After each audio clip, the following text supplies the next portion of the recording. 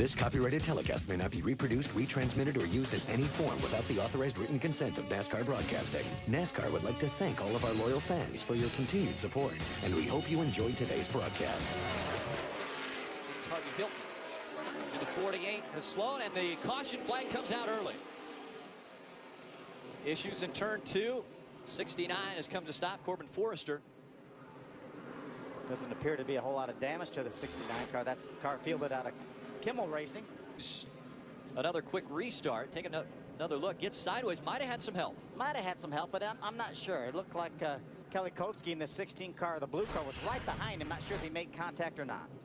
Continues on through Sunday here in Toledo, Ohio. Caution has come out. The 11 of Kyle Weatherman, the 15-year-old. Had a flat tire. He spun coming off turn number 4. The left front tire was down on that car. Let's see if we can take a look at what happened. This is Spencer Gallagher's onboard. We got a little bit of help. Yeah, I think he was slowing, maybe to come to pit road. Slowed unexpectedly. Got this race. Schrader looking very strong in front of Infinger. And around goes the 10. Blake Hilliard in the 10 goes around. The caution comes out. Just as you mentioned, this is a perfect opportunity for these drivers to come onto pit road and put on those right side tires. Yeah, just as you mentioned, only 13 cars right now on the bleed lap, so they know they can come in even if some of the guys don't. Let's see what happens here. There's the 61 of Jake Francis. Is there going to be a little contact? They go down to turn number 1. There's a bit of contact right there. That's all it took to turn that 10 around. Francis down on the bottom tries to, from the Arca series. 2.5 years. And around goes Frank Kimmel as he was going through the turn. Coming out of turn number 4, the caution will come out for Kimmel. Kimmel running second, no one near him, gets turned around. That is amazing. I mean, we talk about 77 wins and led over 10,000 laps, and Frank spins out coming off turn 4. Don't worry about forward bite. I'm okay there. Yeah, well, this is a problem. This is what you call a lack of forward bite. You see him getting a little bit loose right in the center, right as he gets down to the power, tries to get the power down, and then around he goes. So Kimmel passing the halfway point at Toledo. Spin right in front of Frank Kimmel. And the 97 goes around. Roger Carter stopped in turns 1 and 2. Caution will come out. And that happened right in front of the 44. Yeah, Frank was trying to put a couple cars a lap down. The 16 of Kelly Kovsky, as well as Roger Carter in the 97. Roger Carter waiting for an opening before he turns it around. We'll take a look at what happened. This is the exit of turn number 4. When they get down to turn number 1, watch the 16 of Kovsky. He's going to dive to the inside. They're going to make contact right in front of Frank. Lead have some practice position. Maybe I won't get blocked in the pits. Caution comes out once again. Issues in turn 3. Looks like the 5 of Bobby Gerhardt. Also involved the 80 of Matt Tift. Or excuse me, not Tift. The 80 of Brian Finney. I think the 55 of Taylor Ferns got some damage as well. That's her right there as Kenny Schrader goes by. Yeah, a lot of damage to that 55 car. Taylor made her debut here in the Arca Racing Series. Had a top 10 finish her first time out. Already the damage on the left rear. Yeah, damage is already there in the left rear. And Frank helped it out last few years, but he said one thing I might want to do is go give Frank Kimmel all he can handle in the Arca Racing Series, maybe run for the full season. Yeah, Kitty told me that too. We got a spin over in 3 and 4. Jake Francis is around in the 61 car. That brings out our caution. 7th caution now.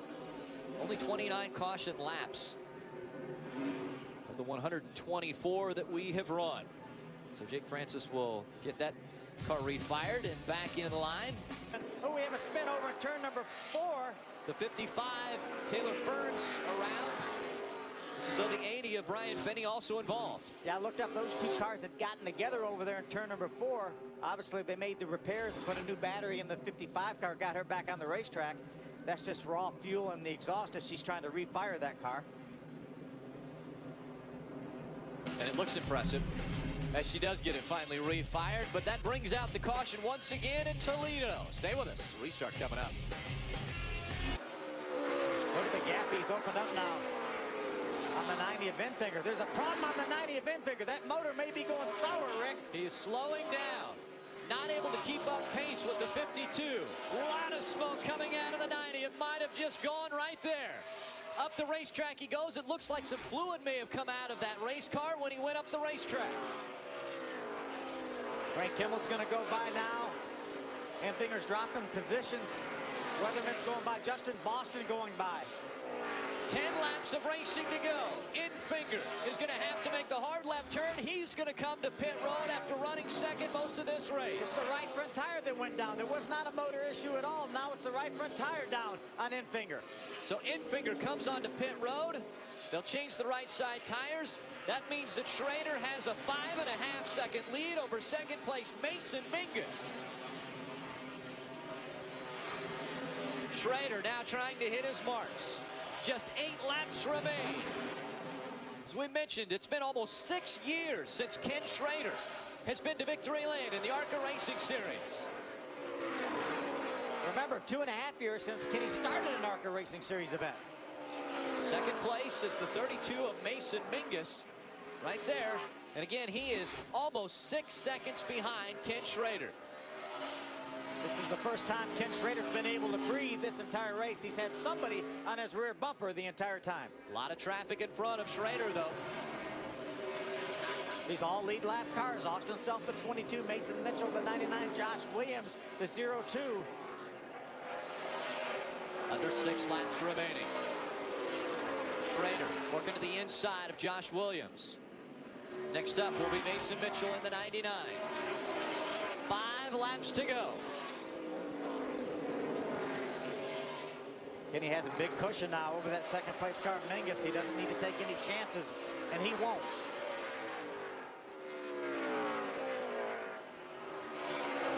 There's Mingus right there. Trying to get by Hesser. Mingus to the bottom of the racetrack. Hesser, a lap down car now. Under 4 laps remain. Ken Schrader with a big lead here at Toledo Speedway. Way up the racetrack. Looked like Bobby Gerhardt. He lost a right front tire right in front of Mason Mingus. Gerhardt also makes his way onto pit road inside of 3 laps to go. Coming out of turn 4.